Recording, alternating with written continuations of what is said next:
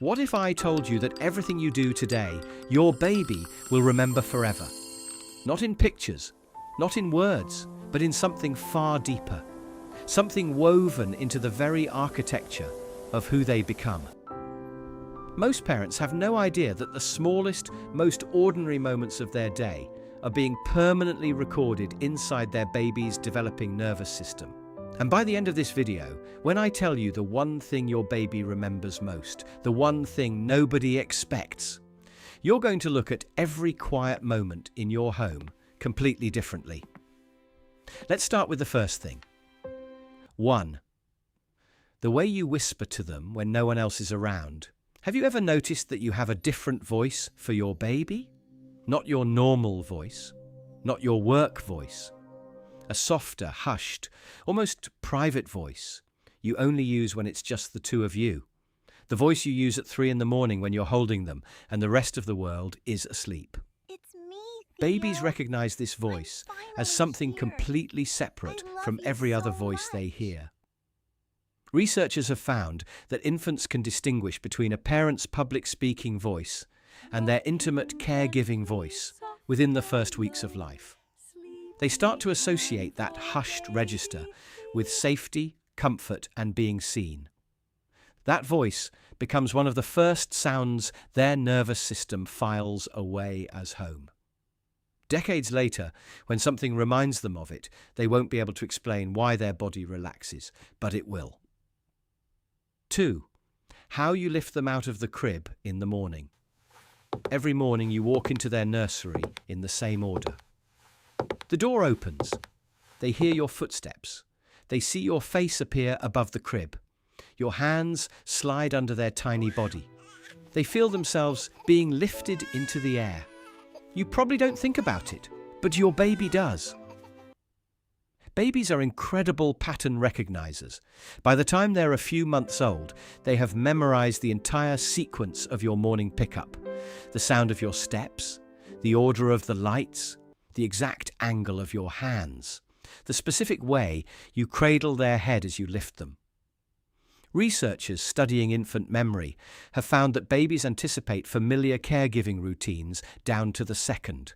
Their brains release small bursts of dopamine in anticipation of seeing you even before you appear. The morning pickup isn't just a moment in their day, it's the moment that teaches them every day starts with someone who comes for them. 3. The song you hum without realizing you're humming it. You don't even notice you do this. While you're changing a diaper, while you're warming a bottle, while you're rocking them to sleep. Some random tune drifts out of you. Maybe it's a song you loved as a teenager. Maybe it's a melody you made up. Maybe it's something your own mother used to hum to you. Your baby is recording every note. Babies have an extraordinary ability to remember melodic patterns long before they understand words. Studies on infant musical memory have shown that babies as young as 8 months old can recognize a melody they've only heard a few times weeks later. Your humming becomes the personal soundtrack of their earliest existence. Years from now, your child might hear that song on the radio and feel something they can't quite name, a warmth, a safety, a coming home. They won't know it's because that melody is woven into the deepest layer of their memory. You sang it to them before they could even know what a song was. 4. The way you smell after you've been holding them. Here's something most parents are never told. After you've been holding your baby for a while, your scent and their scent merge. Your shirt picks up their smell, their skin picks up yours. And what's left is a third scent that belongs only to the two of you together. Your baby imprints on this combined scent. Studies on infant olfactory memory have shown that babies can identify their mother's scent within hours of birth. But more remarkable than that, babies seek out the specific blended smell of mother and baby together when they need comfort. It's why your worn shirt, placed in their crib, calms them down. It's why they bury their face into your neck and breathe in deeply. That smell is the chemical signature of safety. and they remember it for life. If this is making you see your baby differently, hit that subscribe button.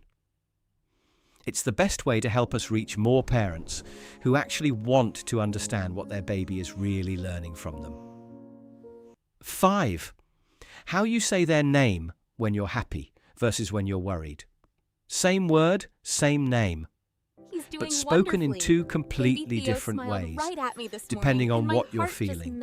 When you're happy, your voice rises. When you're worried, it drops. When you're proud, it stretches out. When you're tired, it shortens. Your baby hears their name dozens of times a day, and every single time, they're decoding the emotional information layered inside it. Long before they understand the word, they understand the tone. Researchers have documented that babies as young as 6 months can distinguish emotional content in voices, even in languages they don't speak. They learn what happy sounds like. They learn what worried sounds like. And they learn it from how you say their name. This becomes the foundation of how they will read other people for the rest of their life. Your child's emotional intelligence as an adult was built from how you said their name when they were small. 6. The exact way you wrap them in a blanket. Every parent develops a specific swaddle. The way you fold the corner, the pressure of the wrap, the order of the tucks, the final pat that says, "Okay, you're safe now." Your baby's body learns your wrap. This is why babies often cry when someone else swaddles them, even if that person is doing it correctly. Their nervous system has memorized the specific pressure pattern of your hands. The way you pull just a little tighter on the left, the way you smooth the blanket over their chest, the micro movements that are uniquely yours. Touch researchers call this somatic familiarity. The body remembers what the mind cannot articulate. Your child's earliest physical memories are not images. They are sensations. The feel of being held by you, the texture of your skin, the pressure of your hands. Decades from now, when your child is grown and overwhelmed and someone hugs them, their body will recognize when a hug feels right. That recognition started with the way you wrapped them in a blanket. 7. How you breathe when they're falling asleep on your chest. You probably don't realize how slowly you breathe when your baby is on your chest. Your body unconsciously slows down. Your inhales lengthen. Your exhales soften. You become a metronome of calm, and your baby uses your breathing to fall asleep. This is called respiratory synchrony. Babies match their breathing rhythm to the closest adult body. When your breath slows, theirs slows. When your chest rises, theirs rises a moment later. By the time they're deeply asleep, you're breathing as one organism. That rhythm becomes the sound of safety, the sound of being okay, the sound that tells their developing nervous system that the world is calm enough to surrender to. Years from now, when your child is anxious or struggling, they will instinctively seek out that same slow, rhythmic breathing. They'll learn meditation. They'll go to yoga. They'll find a partner whose chest rises and falls slowly. They won't know they're searching for a feeling they first knew on yours. 8. The face you make right before you laugh. There's a specific micro-expression that happens on your face about half a second before a laugh comes out. Your eyes crinkle. Your cheeks lift. The corners of your mouth start to pull. It's so fast, most adults never notice it on each other. Your baby studies it like it's the most important thing in the world. Babies who spend a lot of time face-to-face with a primary caregiver become extraordinary readers of facial micro-expressions. They learn to predict a laugh before it happens. This is why you'll often see a baby start giggling before you've actually laughed. They saw it coming on your face. What looks like coincidence is actually one of the most beautiful examples of how deeply your baby is studying you. They are reading your face frame by frame, learning the language of human joy from the only person they've ever fully trusted to teach them. The way joy looks to your child for the rest of their life will be shaped by the face you make right before you laugh. 9. The way your voice changes when you talk about them to other people. You probably don't notice this either, but when someone asks you about your baby, your voice changes. It softens, it rises, it gets warmer. You start telling stories, your eyes light up. Your whole demeanor shifts into something proud and tender and almost reverent, and your baby is right there. Listening. Babies overhear far more than we realize. By 6 months old, they can distinguish when they're being talked about. Even when the conversation is in adult vocabulary they don't yet understand, they pick up on the tonal shift. They notice when their name is spoken. They sense when the warmth in your voice is being directed at someone else, but is about them. I love you, Theo. What they're learning in those moments is one of the most important lessons of their entire childhood. They are loved, not just in private, not just in quiet moments, but out loud to other people, in a voice that gets warmer when their name is mentioned. Children who hear themselves spoken about with pride and tenderness grow up with a fundamentally different sense of self-worth.